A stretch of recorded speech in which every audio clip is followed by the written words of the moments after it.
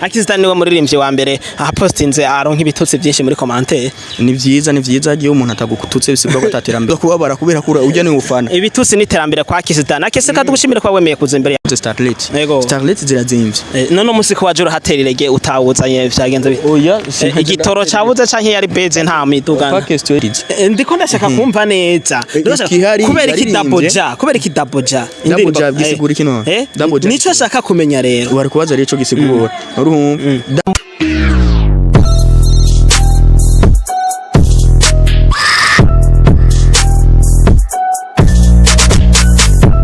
Ende wantu ni manotito promotato metrato ceremonato ni manoti promota rometra de ceremony uzuhigani inota zafungwa ntimwari mu mpero sereko no musi nongeye kugaruka kandi kuri kamera ndabazaniye umustari afise ibintu byinshi dukwiye kuvuga ariko no musi avitekada muzane tuvugira inyuma ya kamera nko twamatubigira reka ndamuze tuvugira imbere ya kamera nawe nyene ari hari kugira ngo nawe nyene avyivugire ni Akesdan umwandisi w'indirimbo nyinshi baza muramuzi yagiye akora indirimbo zigiye zitandukanye kandi muri no minsi afise ama news menshi dukwiye kuvuga Akesdan ndakuramukije. Yeah, ni sawa man. Umeze neza? Sawa. Akomeye nguri bizu kuntu ko ivi nayo. Bon, juste tuba turi nyene mu buri mwa tuba turi mu kazi urabizi nawe. Yego. Ahubwo nk'akantu gukebura gatonya yugira ukora ikiganiro n'umuntu ntuzozura kuri ama introduction maremare cyane. Haro gushoye gukora ivyo akaba yamaze kugenda. Ariko kwivuga amazina byamyeho kuva kera kwivuga amazina nk'umuntu w'umvuga. Iyi abafana bi TV bari nzabona ikiganiro baramenya ati naka. Okay, naco reka tubandanye n'ikiganiro. Akese hano turi ndahavuge cyane. Yavuge je nabo turi mu kigobe novuga ko ariho tugusanze ndavuga ntereka tukene tugukoresheje mu kigobe washize gute Akese. Nashitse neza cyane. Yego ne wazanywe niki? Bon naje kwakira Olege ari ngaha uraziko yari mu gihugu cy'u Rwanda yarashitse yashikiye ngaha muri confinement ariko akorana n'umuririmbyi Papa Cangwa urumva twaje nyine kumwakira nk'umuvandimwe. Akese je ndakwemera cyane ndakwemera ikintu ndakwemera ko cyane ibintu ukora byose umengo bikora neza tugiye mu muziki je ndibuka mu muziki na cyane cyane ugifise turaso dushusha tuvyemeranya Akese we nta maraso gisha ufise mu muziki. Bon ivyo nye ndabikora behind. Yego niko ntariko ndasohora indirimbo suko ntariko ndaziririmba muga ntazo sohora ndazibika nihagira kuzisohora ndozisohora. Rero nico gituma je mvuga ati nta maraso gishushe ufise mu muziki rero ugifise amaraso ashushe ugikoza akantu kabaraga hit ukoza akantu kabaraga hit kandi ntaravyibagira ndaza kukubaza no kubarimvye wahoze ufise abana babiri ndaza kubabaza ko uherutse twarakoze ikiganiro nibagira kuba kubaza. Akese tugiye no kuntu nze no kuri promoter go promoting akora kuri TV navyo nyene bikora neza kubera iki uri wa muntu atoneka aho umuntu abara urahonyora ntavyo gucisha hirya no hino. Kindi nacu umuziki w'Uburundi je ndawuzi sana ndawuzi niyo mpamvu. Yego no kuvuga ugiye kuntu nze go promotinga uhonyora handi umuntu ababara nta bintu byo kuvuga ati reka ncishe hirya no hino uhonyora ko hajyanye n'umuntu ababara. Yes Akese numvuga ko ibintu ukora byose bisa naho ubikora wabigiyemwo ubizi ariko rero mfise amakuru ko Akesdan afise uwundi muduka mushasha ugira kabiri amakuru niyo canke si niyo umuduka tutawuzobeshanya wo kuyehe umuduga utabeshenya wakuye he turagura eko wakuye nyene mu kazi kabo ka mishe usanzwe ukora kimiziki canke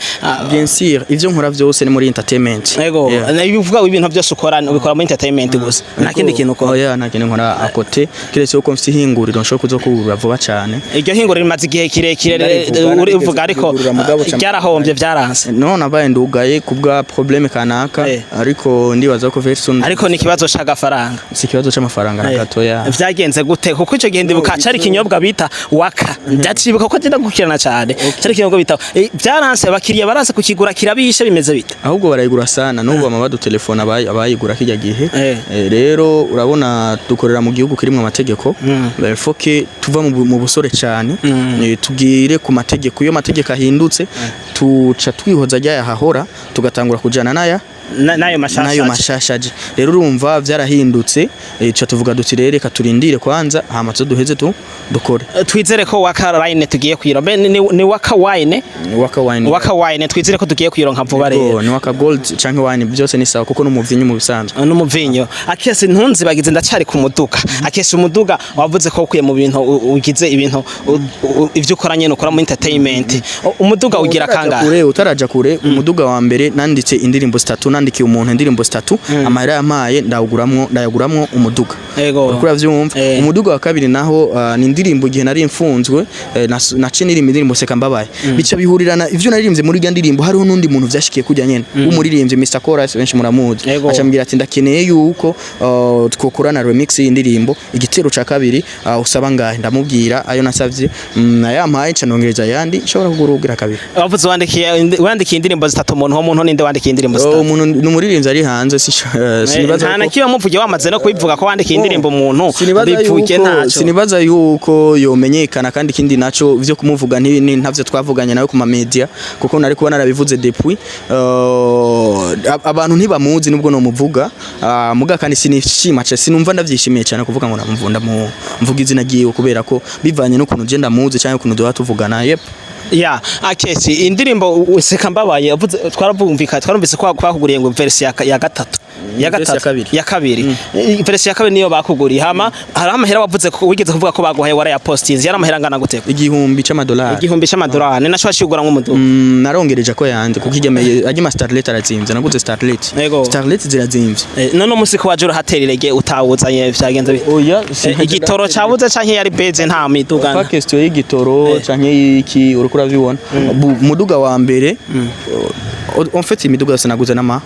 occasion urukura byumva imwe iri muri entretien kugira bayikore nkuko je nshaka kubera uko yari imeze nuko warayifise ico gihe yariri ine nayo iri muri location ndi muri business yarayituntu hari umuntu ayitoye pour un mois ndavuga ati pas question akese ntaribagira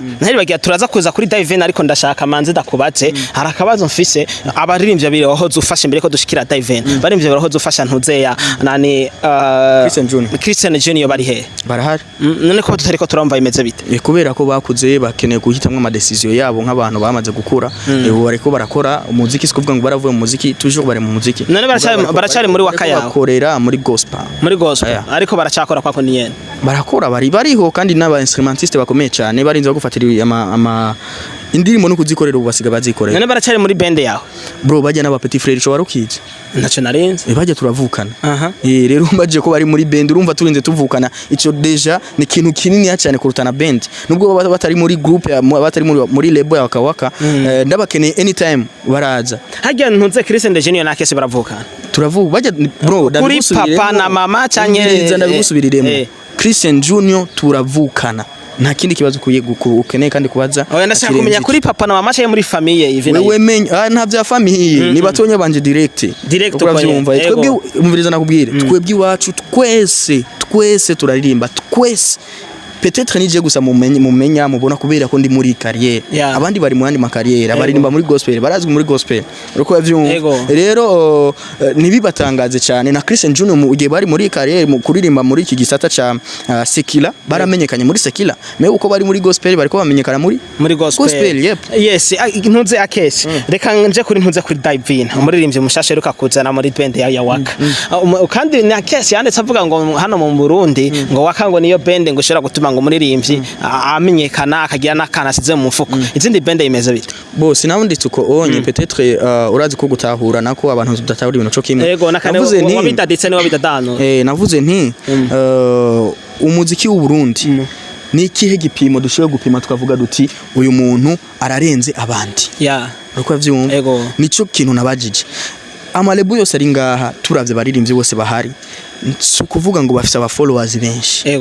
nta office n'aba followers ibihumbi 100 urumva tugiye kuraba ubuzima babayemo nta uvuga ati arafise ubuzima burenze no gufekinga urumva bon ubuzima bwabo babayemo bwose uko buri kose si ubuzima bwa grave ku buryo bwotera umuntu ubundi muririmbye ubwoba ati ndabona ujya sinzo mushikira urumva rero nta gucika intege kumba baririmbye twese turangana apana turakora turangana ibi bintu bimwe bakubwira ati ngo abasangiye kamo busa sinzi ibintu nkuko ibintu byose dupfa n'ibiki n'ubusa nta office of followers ibihumbi 100 urashobora gukora twaje kwakira Olege YouTube channel yuriko indirimbo 3 video 3 kandi atanguye gusohora vuba cyane urumva ariko ugiye kuraba arusha amashane amazi imyaka n'imyaka urumva rero niyo mpamvu ruvugani niyo mpamvu je ntabwo wamfise bwo gushinga label niki kubera ko twese turi kuri niveau imwe ni ntuze Divine tukiri kuri Divine afise indirimbo yitwa Imana imbere niko bayita